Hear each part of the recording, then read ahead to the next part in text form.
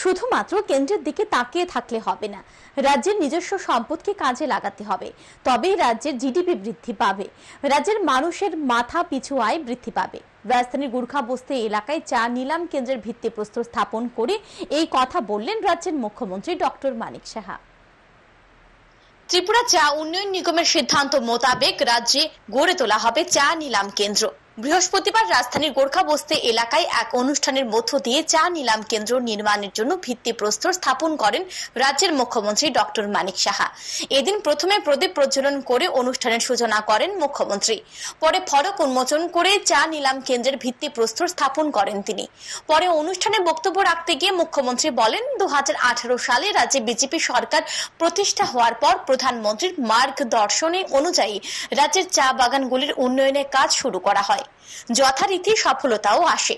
মুখ্যমন্ত্রী পূর্বতন সরকারের সমালোচনা করতে গিয়ে বলেন, তৎকালীন সরকারের সময় রাজ্যে চিটফান্ডের আনাগোনা বৃদ্ধি পায়। চিটফান্ড গ্রাস করে নেয় চা শ্রমিকদের। চিটফান্ডের ফাঁদে পা দিয়ে চা শ্রমিকদের অর্থনৈতিক অবস্থা খারাপের দিকে চলে যায়। ফলে চা বাগানগুলির অবস্থা করুণ হয়ে যায়। চা শিল্পকে লাভজনক অবস্থায় নিয়ে আসার জন্য চা নিলাম কেন্দ্র গড়ে তোলার সিদ্ধান্ত গ্রহণ করা হয়। শুধু তাই নয়, বর্তমান সরকার প্রতিষ্ঠার পর চা শ্রমিকদের মজুরি বৃদ্ধি করে 176 টাকা ধরা হয়েছে। চা শ্রমিকদের 2 ঘন্টা করে জায়গা প্রদানের সিদ্ধান্ত গ্রহণ করা হয়েছে। আরেকটা বিষয় আমি বলছি, চা বাগিচা না আগেও আমি জানতাম এগুলো, প্রায় আমার সাথে তখন কথা হতো যে চা শ্রমিকদের বেতন নিয়ে অনেক ধরনের আমরা ক্রোকোডাইল টিয়ার্স আমরা দেখেছি। তখন তাদের সময়ে বেতন ছিল 105 টাকা, কিন্তু তা বাড়ায়নি। সেই জায়গায় দাঁড়িয়ে আমরা এই সরকার আসার পর 176 টাকা আমরা করেছি।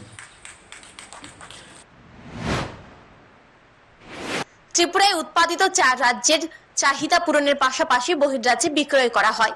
ত্রিপুরা থেকে চা বহির্রাজ্যে নিয়ে যাওয়া ও মজুত করার ক্ষেত্রে অনেক সমস্যা হতো। বিশেষ করে পরিবহন খরচ সহ মজুত করা নিয়ে ব্যয় বেড়ে যেত। তাও রাজ্যে চা নিলাম কেন্দ্র খোলার পরিকল্পনা গ্রহণ করা হয়। চা উৎপাদনের ক্ষেত্রে দেশের মধ্যে ত্রিপুরা 5ম স্থানে রয়েছে বলেও জানান মুখ্যমন্ত্রী। তিনি আরো জানান, ত্রিপুরা রাজ্যে প্রতি বছর 90 লক্ষ কেজি চা উৎপাদন হয়। ত্রিপুরা সরকার চা শিল্পকে বাঁচাতে চাইছে, শুধুমাত্র কেন্দ্রের দিকে তাকিয়ে থাকলে হবে না, রাজ্যের নিজস্ব সম্পাদক কাজে লাগাতে হবে, তবেই রাজ্যের জিডিপি বৃদ্ধি পাবে, রাজ্যের মানুষের মাথা পিছু আয় বৃদ্ধি পাবে। মানে চা কি পরিমাণে চা উৎপাদন করে এখানে বলা হয়েছে, প্রায় 90 লক্ষ কেজি উৎপাদন হয় ত্রিপুরাতে। তো সেই দিক দিয়ে বিচার করলে প্রোডাকশনের দিক দিয়ে গুণগত আরো বেশি ভালো হবে এখানে, যেহেতু অকশন সেন্টার খুলেছে। কিন্তু আমাদের এখানে এটা এখন অনেক কিছু চেঞ্জ হয়েছে। ত্রিপুরা সরকার চাইছে যে এই ইন্ডাস্ট্রিটাকে অবশ্যই বাঁচাতে হবে। এদিনের অনুষ্ঠানে মুখ্যমন্ত্রী ডক্টর মানিক সাহা ছাড়াও উপস্থিত ছিলেন শিল্প ও বাণিজ্য দপ্তরের মন্ত্রী শান্তনা চাকমা, চা নিগমের চেয়ারম্যান সমীর ঘোষ, শিল্প ও বাণিজ্য দপ্তরের সচিব কিরণ গিত্তে, শিল্প ও বাণিজ্য দপ্তরের অধিকর্তা বিশেশ্বর বি সহ অন্যান্যরা। Bureau report, news today.